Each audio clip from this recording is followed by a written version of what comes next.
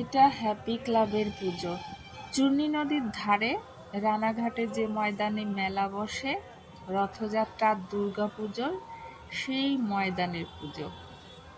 প্যান্ডেলটা বড়, ভিতরে দেবী প্রতিমায় শোলার কাজ ভীষণ সুন্দর, দেখলে চোখ জুড়িয়ে যায়।